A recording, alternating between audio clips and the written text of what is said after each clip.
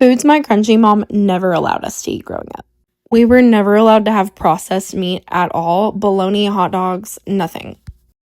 I would have been grounded for life if my mom had caught me drinking a bottle of chemicals. She refused to buy us potato chips. She said it was just oil in a bag. I think she probably would have disowned me if she had caught me eating a cookie that had an ingredient list longer than a novel. We were never allowed to eat sugary cereal with all of the chemicals and dyes. No.